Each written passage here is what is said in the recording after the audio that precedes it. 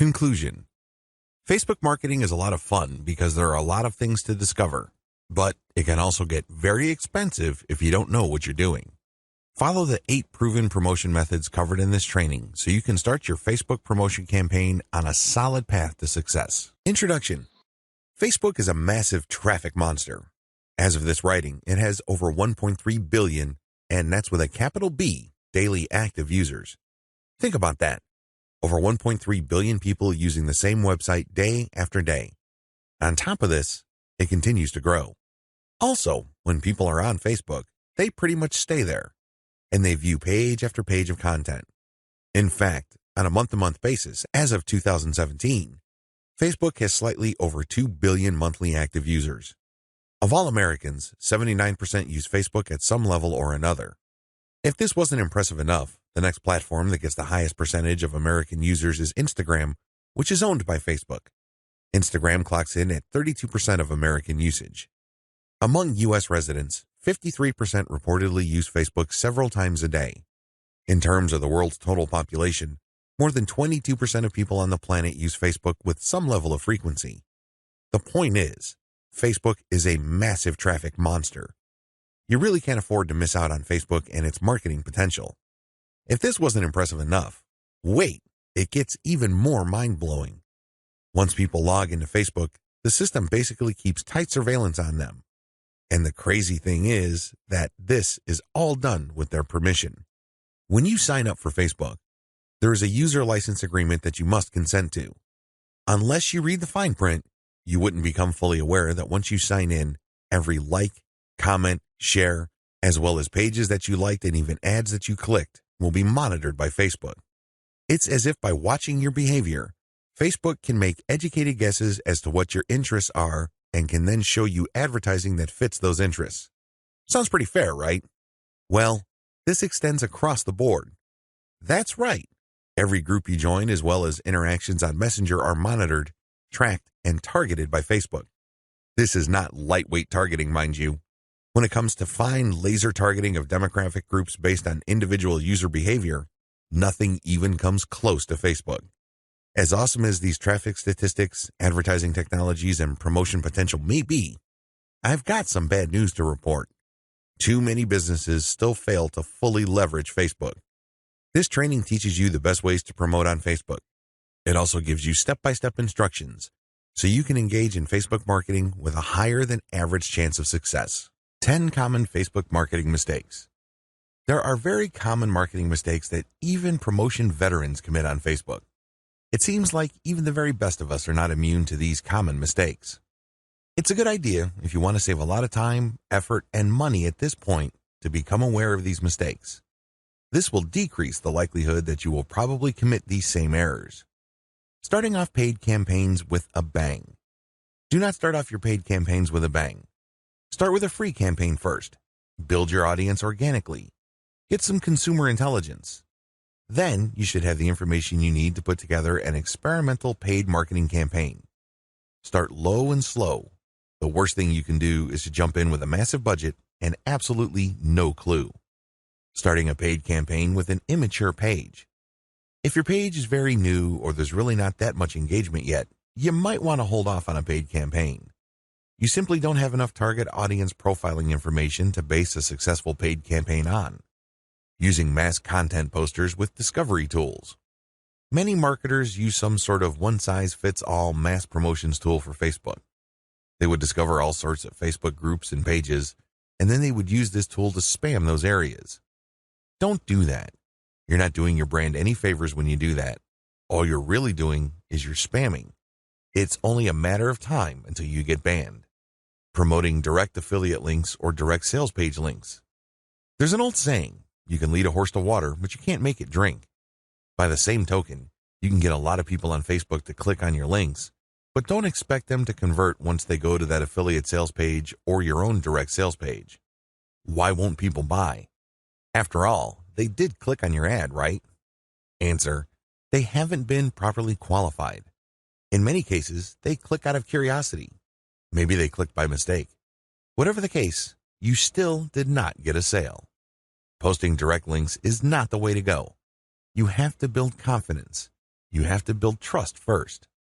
Pulling random content and curating them based solely on keywords.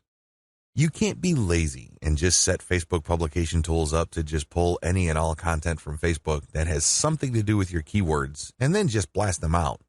You're just spamming when you do that. You have to be very deliberate and careful regarding the kind of content, whether curated or not, that you will associate with your brand. Rotating and republishing the same content over and over again. Have you ever gone to a Facebook page and it seems like all the content got reposted over and over again within the same day?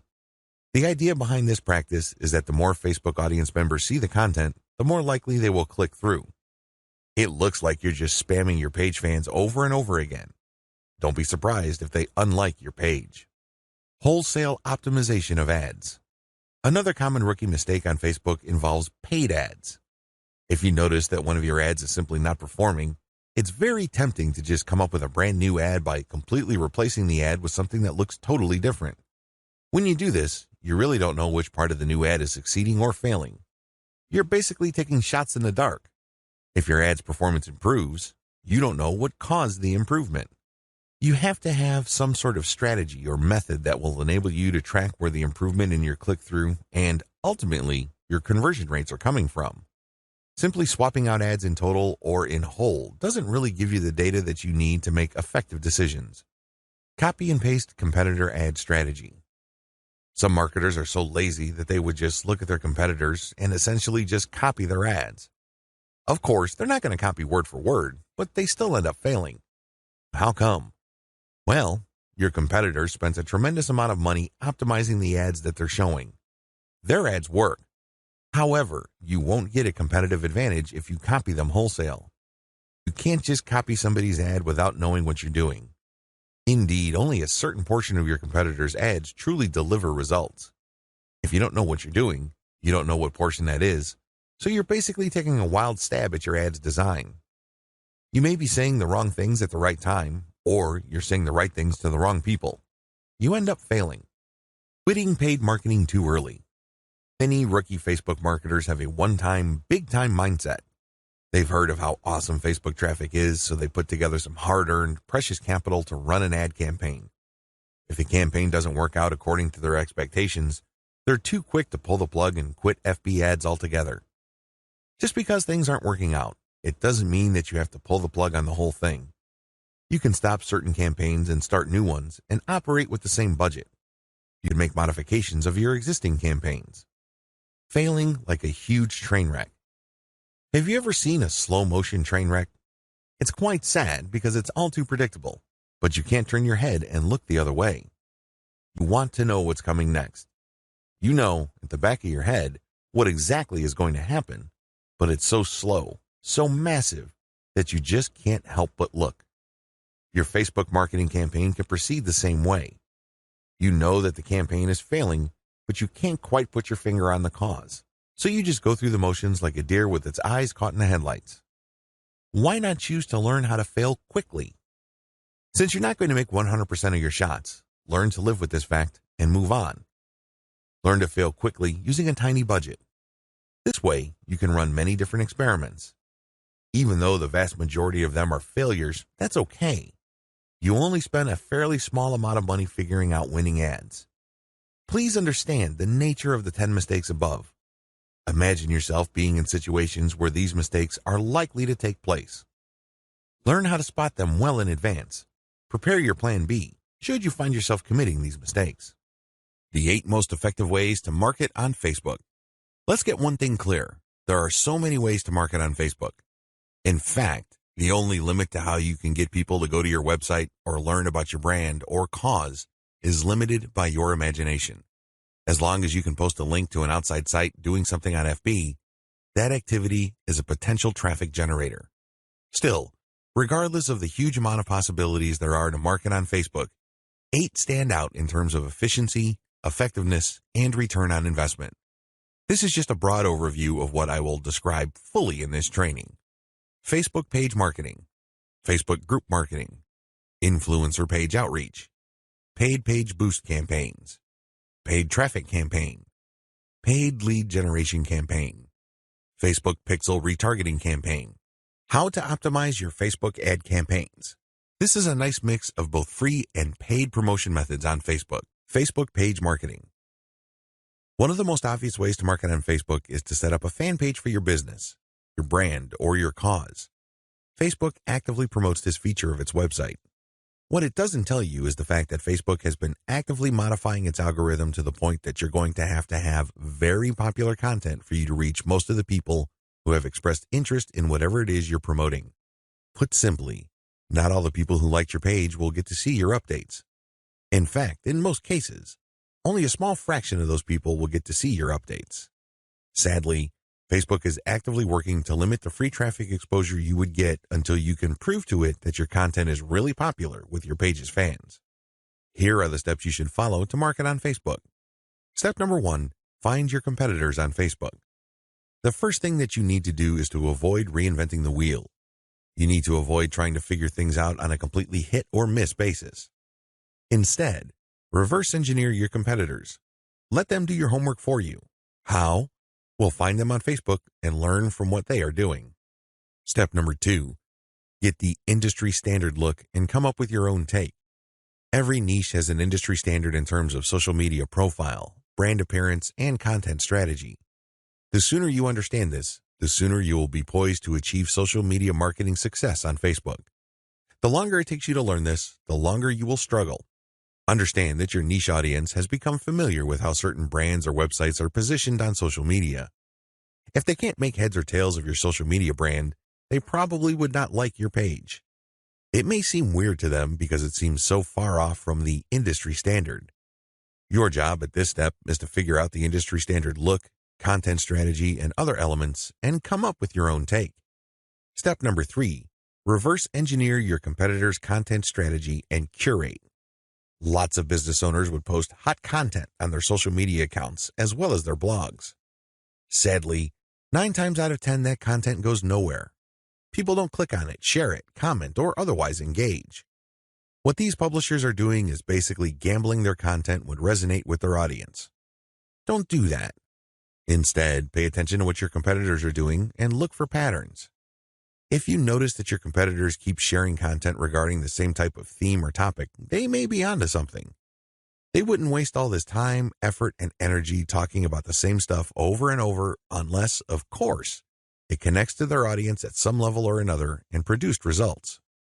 Now, to verify this, look at how many times that piece of content got shared or liked.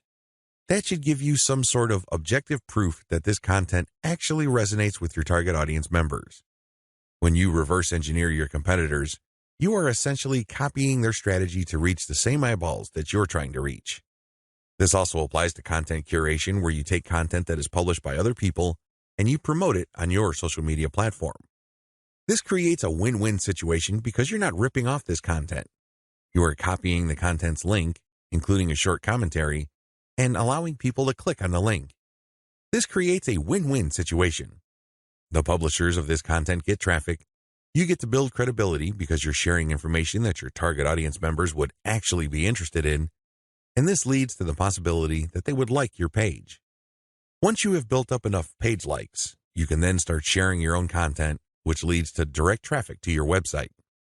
Step number 4, pick the best performing or most popular type of content and scale up. Post content for a few weeks. Keep publishing, and then look at the content that gets the most engagement. Which shared materials get the most likes, the most shares, the most comments? At some point, you're going to ignore other types of content and focus on the ones that perform the best. For example, if you have a Facebook page on Chihuahuas and you notice that third-party articles on Chihuahua houses get a lot of shares, likes, and comments, you might want to eliminate most other types of content and focus on Chihuahua houses, because those get the most love from your audience. Step number 5, come up with your own version. Come up with your own version of winning content. For example, you know that Chihuahua houses get a lot of love and are very popular on your page. Come up with your own articles about that topic. These articles, of course, drive traffic directly to your blog or your online store. These have to be at the same level of quality as your third-party content, or better. Pay attention to how your curated popular content talks about the topic and adopt the same style but deliver something better. Maybe you should offer longer information, more up-to-date information, or blog posts that have multimedia elements like videos and graphics. Whatever you need to do, come up with content that basically blows away all the other content that you feature on your page. Step number 6, promotions, photo tagging by your users. This is a free promotion technique. Tell your page fans that you're going to give them some sort of digital freebie. Maybe it's a graphic badge. Maybe you're going to mention their name on a post. Maybe you're going to give them a free ebook or some sort of free software. Whatever the case may be, tell the people who like your page to tag their friends on photos that you're going to post. Now, these photos, of course, must draw attention to your brand, your website, or your Facebook page. You're not just having them tag a photo. This photo has to say something. It should be promotional in nature. The more photo tags you get, the higher the chance that you will get a lot more page likes and also clicks to your website from Facebook. The best news? You don't have to offer money. In fact, studies indicate that money offers aren't all that effective. It's much better to offer some sort of specialty graphic or digital goodie like a free book or booklet, or maybe a discount code. Step number 7, promotions. Comments by your users. Use the same rules as in step 6, but instead of photo tagging, get your page fans to post comments. It would also help tremendously if the comment includes the name of the people on the commenter's friends list. I leave it up to you how to craft this, but obviously, the more tags there are in the comments, and the more engaging the comments, the more popular your posts become. Step number 8, call your users to action. If you have people who have already liked your page, post occasional reminders to them that they should invite their friends. This works because birds of a feather flock together. Seriously, the main reason why you are friends with people in the first place is because they share roughly the same set of interests as you. People who share basically the same pool of interests tend to attract each other. Take advantage of this fact by calling your page fans to action so they can invite their friends. Step number 9, use insights to promote your page. As much as possible, I would go through step 1 to step 8 and master all steps before I go ahead with step 9. With step 9, you're going to be shelling out money to promote your page. After a couple of months, you can use Facebook's very robust audience profiling system called Insights to promote your page. You will know the right demographic, and you will also know the right posts and content to promote. Step number 10, boost your most popular content. Use Facebook's lookalike audience system to find people who are not currently fans of your page. This feature in Facebook's ad system enables you to reach new audiences who share roughly the same interests as the people who have already demonstrated an interest in your page. You're basically using Facebook's very powerful interest targeting system in terms of demographics and interests to get new eyeballs to your page. This can lead to more likes, which can lead to more readers of your content. From that point, you can then run targeted ads. Facebook group marketing. One of the most powerful ways to market on Facebook is through its group feature. Considering what's been going on with Facebook's algorithm for its Facebook pages, it's a good idea to have your own Facebook group as a backup. Although Facebook has been cutting back on the organic traffic it sends Facebook pages, it's still worth it to have a page because you get audience insights from it. Another great benefit of having a page is the fact that you can copy and paste content from that page to Facebook groups. When people see your content in a group, they not only see the content, but they can also see a like button. When they click that like button, you get a new Facebook page fan. The key benefit of having a Facebook group lies in visibility. Facebook has made it clear that they are tweaking their Facebook page to reward actual engagement. Apparently, Facebook groups are not as suppressed as Facebook pages. In terms of visibility, you stand to reach more of your group members than with the page. The problem with Facebook groups. While the visibility for a lot of people is quite good for Facebook groups, it depends on activity. If the individual group member is not all that active in your group, maybe the person isn't liking or commenting, they're not going to get as many notifications on their Facebook update section than somebody who is active. This is a big drawback. The vast majority of people who would join your own Facebook group are not going to be active. They're just there to read information. They're just there to sit back and check out what you have to offer. Here's how you promote using your own FB group. Create your own groups after your pages mature. The first thing that you need to know is that you should put up your Facebook group only after your page is matured. You want to know who your audience is on Facebook. You're not going to know that until you have a page up. Pay attention to the audience insights. The data set that you would get from that analytics portion of your Facebook management dashboard will let you know who to target. Once you have enough users, and this depends on your niche, you should then put up your group. Your group must be as identical as possible to your page. If you have a logo, put the same logo there. If you have some sort of motto, put the same motto or slogan there. The key here is to use your Facebook group as an extension of the brand that you're creating with your Facebook fan page. Give your group members a reason for coming back. This, of course, means original content or freshly curated content that you don't show on your Facebook fan page. You have to give people a reason for following you on as many different places on Facebook as possible. This, of course, boils down to premium content. Market to other groups. This is the most important part of Facebook group marketing, because if you were to just build your own group as a supplemental source of traffic for your page, you're probably not going to grow all that much.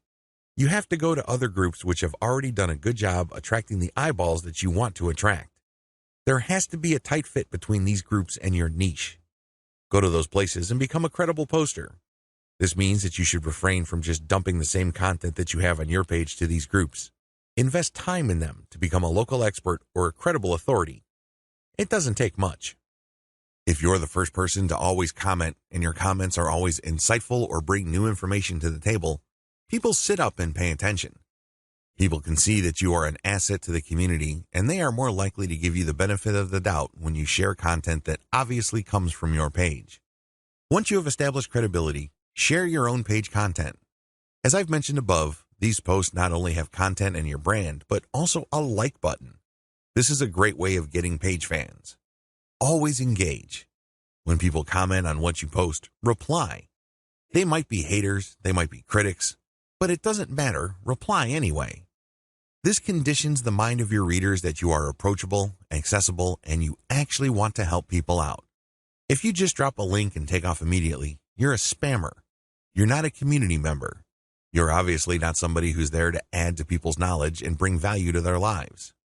My most important tip: after sharing high-quality third-party content that you do not share on your page in groups, pay close attention to your page's audience insight. Find your most popular piece of content. Look for third-party content that is similar to that and see if you get a lot of positive engagement when you share that material. If this pans out, then use content from your site that fits the same themes as the tried and proven popular content on the Facebook groups that you're in, and use those to get page likes. Influencer page outreach. Influencer page outreach really boils down to creating allies. In your niche, you are sure to have competitors. However, some of these competitors are open to cooperating with you. Many will not give you the time of day, but there are few who would see the strategic advantage of partnering up instead of competing. There are also other people on Facebook who have pages and who are not competitors with you. They may even have a lot of fans. Here's how you build alliances with influence leaders on FB. Step number 1, find competitors. The first thing that you need to do is look at your notes when you reverse engineered your competitors. These people are in the same niche as you. After all, you study them to get to the industry standard content strategy as well as page layout and design for your own Facebook page. Next, you should look for non-competitors who specialize in your niche. There should be quite a few of these. These are not merchants or ones who provide services. They're not competing for the same dollars as you. Instead, they cater to the same audience as you. Try to find as many of these as possible. Step number 2, pay your dues by engaging. I know at this point it's very tempting to just go to a competitor's page and post a comment on one of their posts. In the comment, you're dropping a link to your page or to your website. You then repeat this many times on all their posts. Well, let me tell you, if you do this, you're going to get banned. Whatever links you put up will get deleted. It's a waste of time. Don't even think about it. The same applies to influential niche observers. These are non-competitors, but you shouldn't spam them either. Instead, you should pay your dues by engaging. How do you do this? First, you need to share high-quality content. It doesn't matter who wrote the content. It doesn't matter where that content goes to or links to. What's important is that it provides maximum value to anybody reading that content. It has to be on point. It has to deal with a specific theme or topic that you know that your target audience members are interested in. Next, you need to engage with people in terms of answering their questions. Try to be a facilitator. Try to be a mediator. Try to be the go-to source of information for your niche. If people are looking for statistics, go on Google and find them the statistics they're looking for. If they're looking for a video, go to YouTube and search for the content that they're looking for. The more you do this, the more people will pay attention to you because, let's face it, in any kind of online group communication platform, only a very few people actually produce high-quality content. You can count them on one hand most of the time. Everybody else is basically a leech. They take and take information, but they only give from time to time, if at all. Be that expert. Be that go-to resource. Another way you can engage is by asking questions. Now, these questions should not be very basic or dumb questions. Instead, they should be deep, insightful questions. You can also ask questions that try to tie many issues together.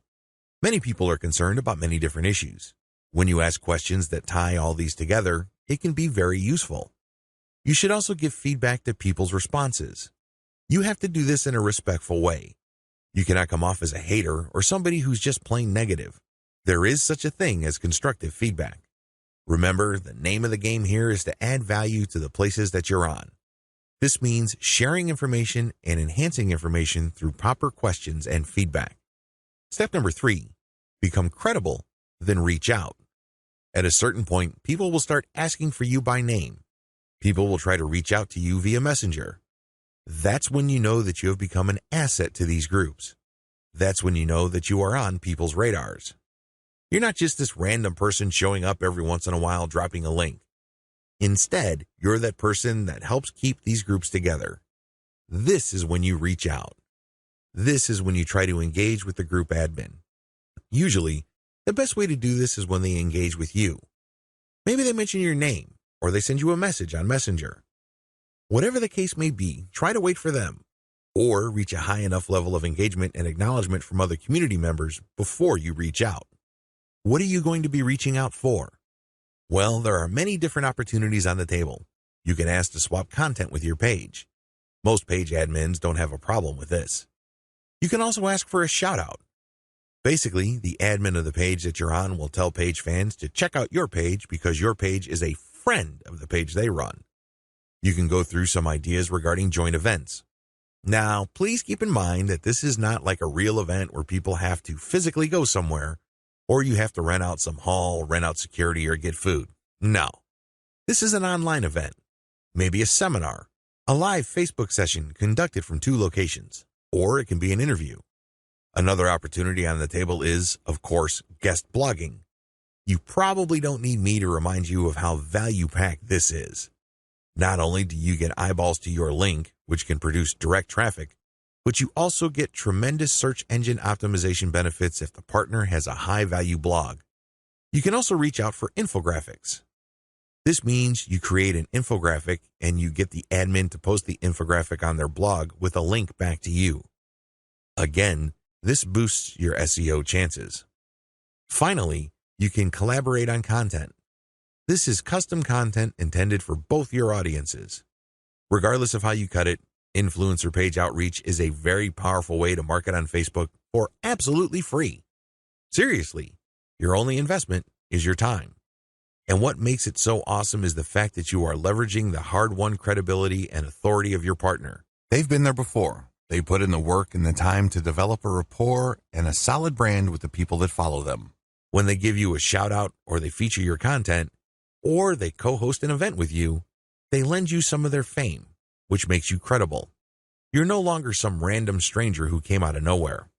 Instead, people get this idea in their minds that if somebody they respect and admire recommends a new person, then I'll give that new person a shot. Maybe that new person is worthy of my admiration and respect. Building alliances with influential niche players is definitely worth doing. But please keep in mind that it does take time. However, if you are passionate about your niche and you view your Facebook marketing business as a real business, then this should not be a problem for you. Paid Page Boost Campaign. Another way you can get a lot of traffic from Facebook is by using a paid page boost. Basically, you are paying for the promotion of your page. This is different from a page post boost. You're not promoting the content of your page, you're promoting the page itself. This is a great way to get page likes and to broaden the statistical demographics of your page. Why is this important? Why is it a big deal that you get a broad statistical demographic snapshot of people truly interested in whatever it is you are promoting? You have to understand that Facebook works best when you target people by their interests. This is a bit tricky because if your page is statistically inaccurate as far as your niche is concerned, you probably would have a very faulty set of targeting parameters. You're not quite there when it comes to getting the interest of people you're trying to reach. This is why it's crucial that your page gets a truly honest snapshot of the range of interests as well as demographic information of the people who are actually interested in whatever you are promoting. This is hard to achieve if you are just promoting your page organically. Maybe you're not putting in that much time in getting the word out about your page. Perhaps you are just sharing the word on several groups that may not line up, demographically speaking, with your niche. Whatever the case may be, there might be a blind spot there. This is why I suggest that at least at a minimal level, engage in some sort of paid page boost campaign. Make sure your page is mature enough before you launch a paid page boost campaign. Make sure that your page has been around for a long enough time for it to build up enough user insight as well as engagement levels for you to accurately target the demographic you should begin with. This is important. If you're able to pull this off, then your demographics will help you run more successful campaigns involving your content or your direct traffic campaigns. These are campaigns that direct traffic from Facebook directly to your target website. You're going to do that primarily using a lookalike audience campaign. Make sure you're ready for a sponsored page ad buy. When you're buying a sponsored page ad campaign, make sure your page looks good. Make sure you're sending the right signals both in terms of graphics and text. You don't want to waste your money, so make sure that at least everything looks like it's ready to go. There has to be enough solid content on your page. This increases the likelihood that you will get a decent amount of page likes. Where does all this lead to? As I have mentioned above, if you get a lot of page likes, you will be able to target your intended audience better. In addition to that, you may be able to increase your reach because the more people that like your page, the bigger your base visibility becomes. If a lot of those people actively engage with your content, that percentage increases, but you're still dealing with the reality that your content will only reach a fairly small percentage of the people who have expressed interest in your content. When you increase the total amount of likes you get, you still have that same small percentage, but the raw numbers are bigger. Believe me, 10% of 100 is definitely going to be smaller than 10% of 100,000. Which position would you rather be in? This is why it's always a good idea to build up your page likes. Hand in hand with this is the fact that you can profile your users better, as I've mentioned above. This higher level of profiling paired with better content management and targeting on your part can lead to more content visibility. How come? Well, your reach can increase because of higher engagement levels. If you pay attention to what kind of content people really like on your page, and you produce more of that content and you fine-tune it so people are more likely to engage with it, this can increase your organic reach. This makes your content more visible. What is engagement? Well, people can share your stuff. They can like, they can react, they can comment. Whatever the case may be, get them to do it. And the best way to do this, of course, is to make sure that the right people are attracted to your page and you put the right content in front of the right eyeballs. Unfortunately, this doesn't happen overnight. It is neither smooth nor easy. It's one of those things that you figure out on your own on a trial and error basis. But you do have powerful tools like Facebook's Audience Insights to see which content is resonating with your audience members. You can't just set this up and forget about it. You have to actively monitor it. You have to look for patterns. But the crucial ingredient to all of this is that your page gets enough likes. That's why you have to promote it at some point. Paid traffic campaigns. For this section, I'm defining paid traffic campaigns in two forms. I can pay to boost the post, or I can pay for direct traffic to my target website.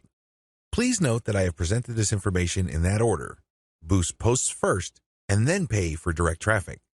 There's a reason for this. If you don't master Facebook's traffic to your page posts, then it doesn't make sense to go directly to your target website. You probably are going to spend a tremendous amount of money, time, and effort only to have very little to show for all that. It's better to boost a post in a strategic way so you can understand what kind of content connects with your intended audience. You will then be able to drive traffic to your website. You're actually killing several birds with one stone. By focusing on boosting a post, you can get more page likes, you can get more branding opportunities, and you can also get click-throughs to your target website in the form of a content link. Here's how it works. Post boosts. First, target a lookalike audience based on your user insight demographic. In other words, Facebook is going to show your ad to a fresh set of users who share the same demographic details and interests as your current page fans. People with these similarities are more likely to like your content. You're not going to pay Facebook to show your post to people who have already liked your page.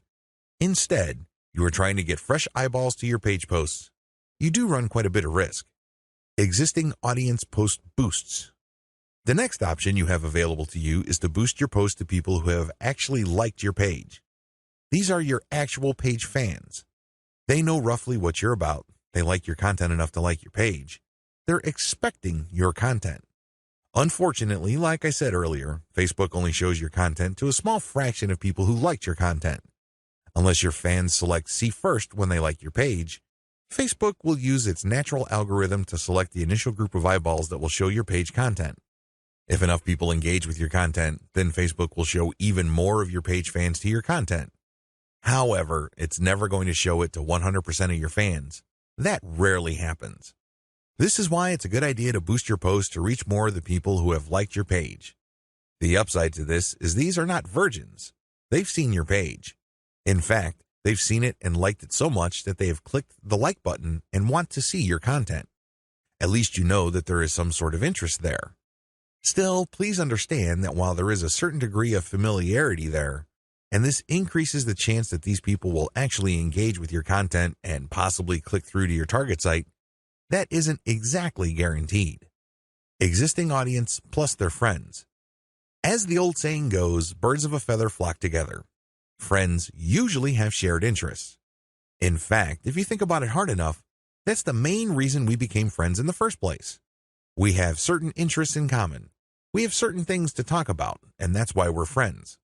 Makes a lot of sense, right? Well, you can apply that to Facebook marketing as well, because this can produce a tremendous amount of marketing opportunities. Since your page fans also have friends on Facebook, you can buy a post boost that shows your ad not only to your fans, but to their friends as well. This is my favorite when it comes to post boosts because it is a cheap way of getting clicks to your target site. You reach a much wider audience. Please understand that if your page has a fairly small number of likes, even if you boost post after post, you only have a small base to work with. Now, if you expand that base by including your existing audience plus their friends, you have a lot more people to work with. You are operating with some level of confidence because you know that friends usually have shared interests. This translates to possibly cheap clicks to your target site. The best way to do this is to post a link directly to your content or to your promotional page on your website with some content. This way, when someone clicks through, they go straight to your website. They can read your commentary and some preview text, but the text should call them to action. This is the cleanest way to get direct traffic cheaply using post boosts targeting your existing audience and their friends. Direct traffic to your target site. The next option is to promote a target URL directly. It doesn't show a post from your page. It just goes directly to your target website paired with a picture. This is the direct traffic option on Facebook. To become successful with this, you have to use the lookalike audience based on your engaged users' insight data. In other words, your Facebook page should be mature enough for you to get solid consumer intelligence that you can then use to target potentially interested audiences on Facebook. That's the best way to do this. There are other ways. You can run raw targeting. Basically, you're not relying on user insight. Instead, you're just looking for an age range and a geographic location. You're also using gender. In certain situations, this may pay off.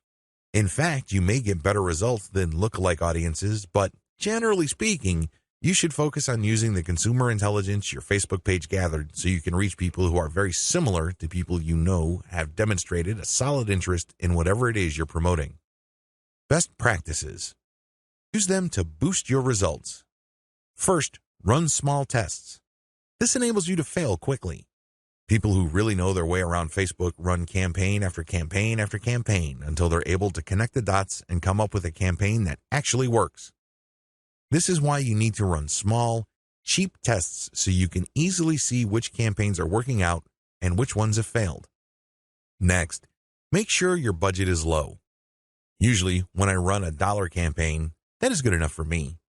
$1 a day for 7 days a week, that is good enough for me to see if an ad has potential. So, I would run several ads. We're talking about $70 for 10 ads running at the same time.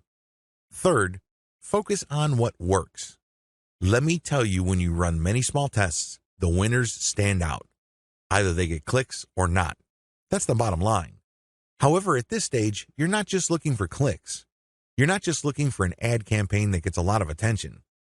Instead, you're also going to look for an ad campaign that actually delivers conversions. You're going to have to set up your Facebook pixel to your target website so you can track whether traffic from Facebook went all the way through. I'm not just talking about traffic produced when people click on your link and they go to a content page and they leave. That's worthless. That's not going to help you. That traffic has to go to the content page, go to the sales page, and eventually make it to the shopping cart. That's when you know your campaign actually has traction. Focus on what works. Focus on what gets a high click-through rate paired with a conversion rate. However, to get there, you're going to have to burn through many ads. This is not going to jump out at you. It's not going to be obvious. It's not going to be easy. Once you have identified that ad and you've fine-tuned it, then scale it up. That's how this works. Basically, you focus on what works and then pour real money into it. Paid lead generation campaigns. Did you know that on Facebook you can collect email? That's right, you can collect leads. It's pretty straightforward. You can run ad campaigns with a lead collection button. It can be find out more, sign up, or other language. Regardless, if you're running this type of campaign, it must be highly targeted. It's really important that your targeting is spot on. I put this part of Facebook ad marketing at this point in the list of marketing methods because this takes quite a bit of work. You should be quite familiar with Facebook before you even try this. You should know your way around Facebook's ad system before you engage in paid lead generation because it can get quite expensive. If your ad doesn't get many clicks or it's super finely targeted, you don't really have that many people to work with, and this can drive up your costs. You have to know how to optimize your ad campaigns on Facebook for this to make sense. You can optimize on many levels. There are 3 levels you can optimize. Level 1, you can tweak the freebie you're giving away. This is the free stuff that you're giving away, so people are motivated to enter their email address into your form. Maybe you're giving away free membership access. Perhaps you're giving away a booklet or a book or a report, a set of templates, a set of graphics, possibly even giving away software or a mobile app. Whatever the case may be, you are giving out freebies, and you need to optimize these. What I mean by that is the freebie that you give must motivate the most people in your target audience to sign up for your mailing list. This is not easy. You cannot assume that just because you think that your booklet is awesome or is the next best thing since sliced bread doesn't automatically mean people will agree with you. It doesn't work that way. You may have to switch from one freebie to the other until you get a high enough sign-up rate that would tell you that the freebie that you have selected is the right one. Thankfully, this is fairly easy to do with Facebook. You basically run different ads that offer different premiums. Level 2. Level 2 optimization focuses on optimizing your ad copy. As I've mentioned above, lead generation campaigns on Facebook can and do get very expensive. It seems like you're doing all this for basically a handful of emails. This is why it's really important to make sure that you run a fully optimized campaign to get the most results. How do you do this? Well, you optimize your ad copy on an elemental level. Still, I want you to get a heads up this early on regarding the amount of optimization that you would have to do. It is quite intensive. You can't leave things at a surface level. That's just not going to work. Level 3. Level 3 involves optimizing based on conversions. When people click on your Learn More or Sign Up button, they're shown a form. You're going to have to keep tweaking that form to say what it needs to say to convert as much of your traffic into list members as much as possible. This takes quite a bit of time and attention to detail. Again, you have to run these experiments while minimizing your costs. Once you find out something that works, Optimize it to increase its level of conversion. Once you have picked a winner that cannot be optimized any further in terms of conversion rate improvements, that's when you scale up. That's when you pour in the dollars to reach as many people as possible to boost your mailing list sign up. Facebook Pixel Retargeting Campaign. Facebook enables you to put their tracking pixel on your website. It will then track where people go on your site. If people end up at your shopping cart, for example, you can then run an ad reminding people about your site or reminding people about the products that they almost bought. They see these ads on Facebook. Whatever the case may be, Facebook Pixel Retargeting gives you another bite at the apple. One of the biggest problems with e-commerce is that prospective buyers abandon their shopping carts. A large chunk of these buyers simply decide at the last minute or at some point in the buying process to dump their shopping cart. They don't follow through. This is where the retargeting campaign begins. It's basically a way of reminding people who have already expressed an interest in whatever it is you're offering to come back. If anything, you recycle traffic that you have gotten from Facebook. Another benefit of this technology is that it pulls traffic from Facebook that you did not get from it originally. For example, if you did an independent marketing campaign completely free of Facebook, but you put a Facebook retargeting pixel on your page, when people from that independent campaign, maybe it's a forum promotion or search engine optimization or another social media platform or whatever source, go back to Facebook to check their accounts, your ad will show up. Sounds awesome, right? These are all possible through a Facebook Pixel retargeting campaign. There are 2 steps to it, and it's pretty straightforward. Install Facebook Pixel on your website. The first thing that you need to do is to install the Facebook tracking pixel on your site. To do this, you just go to Facebook's business section and look for their pixels instructions.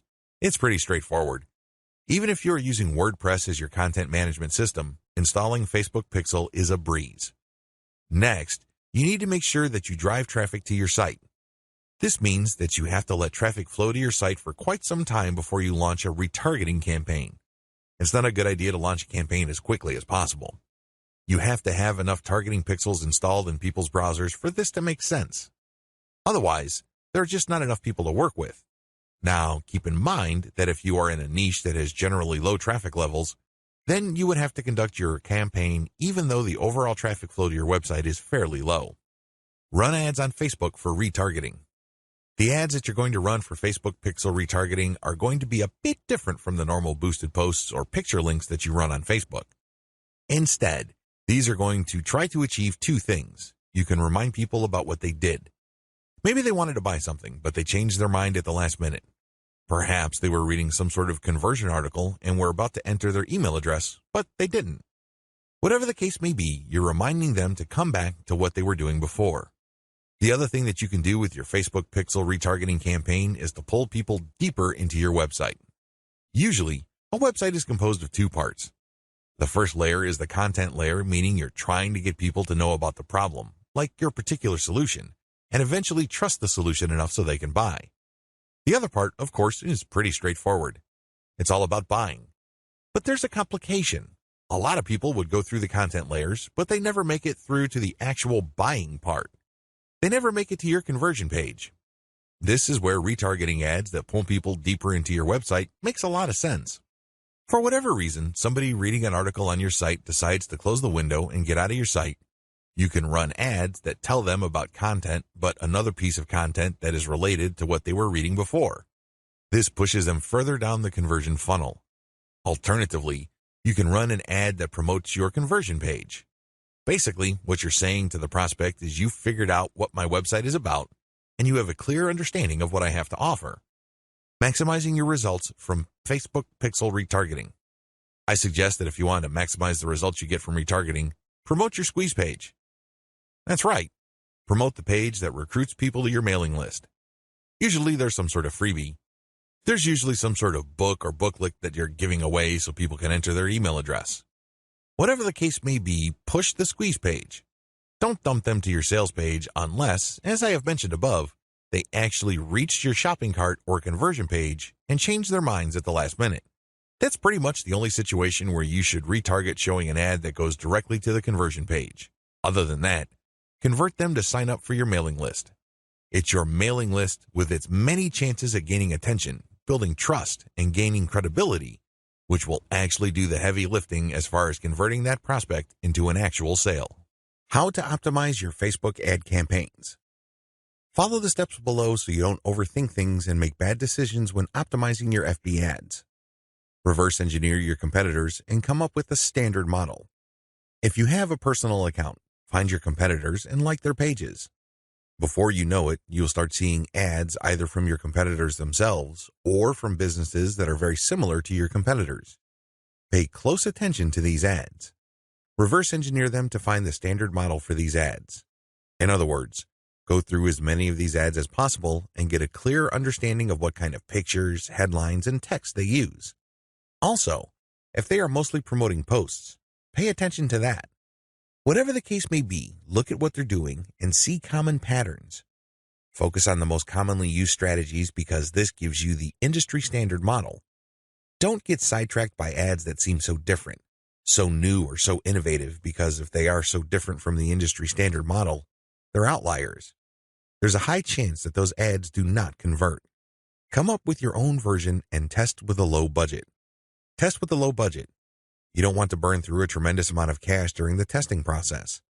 There will be a time and place for you to get crazy with the budget, but now is not the time. Create variations and test. Now that you have come up with your own version of the standard model, create variations of it and then run low-budget tests. Do not do this randomly. Do not do this based on your feelings or impulses. Instead, you have to follow certain rules on how to create variations. Otherwise, you wouldn't know which part of the ad accounts for its greater success. I've seen this happen many times. In fact, I've committed this mistake before. I would take an ad and test it.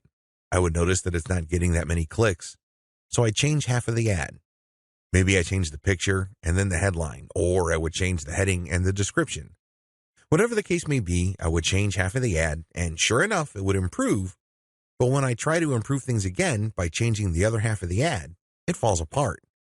You want to establish a way of effectively tracking which changes accounted for which improvement. By using this method, you can optimize parts that work to reach peak convertibility and then work on the other elements of the ad that could use some improvement. However, you have to do this in a systematic way. I've described this in the section below. Pick the winner and make further variations. Now that you have made variations of the original and you ran a test, there will be at least one winner. It gets the most clicks and conversions. Make variations of it and you run the test again. Keep testing until you find the ad that delivers the best return on investment. The end of this process is pretty straightforward. You keep making variations and you keep testing on the cheap until you find an ad that delivers the best ROI. In other words, it delivers the most conversions while costing very little money. I know it sounds like a fantasy at this point, but it is doable with testing. Scale up. Increase your ad budget to your winning ad to pump a massive amount of traffic to it. You should only do this when you are dead sure that you have a winning ad on your hands. In other words, you have tested it rigorously and have optimized it to the point that it cannot improve its conversion rate any further. That's when it's ready to go big time. Make sure you optimize on an elemental level.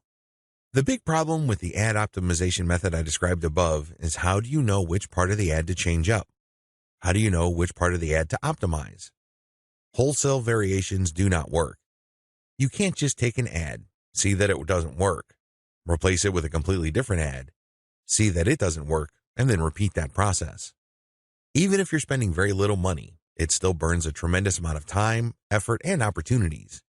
You need to have a better way to turbocharge your results. Vary on an element-by-element basis. I would take an ad, and I would restrict my optimization to a specific element of that ad. Every ad actually has many elements. There is the graphics, the heading, the description, the link. I would start with one element, and I will come up with different versions. The most obvious part is the picture. So I'd play around with the different pictures and see which gets the most clicks. I would then come up with a variation of that picture and see if I can improve my click-through rate. Again, I'm spending very little money here. I just want to see an improvement in click-through rate for that element that I'm varying.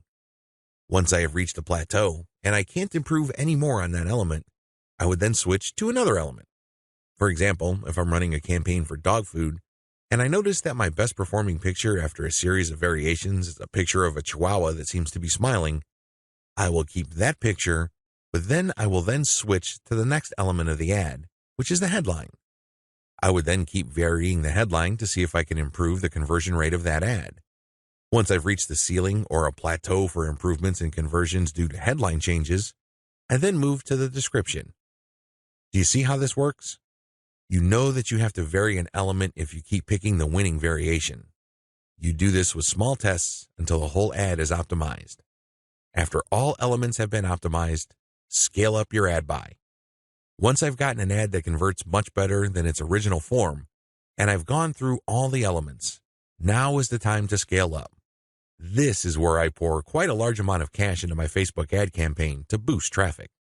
Subscribe to my channel and give your opinion to watch more good and quality videos.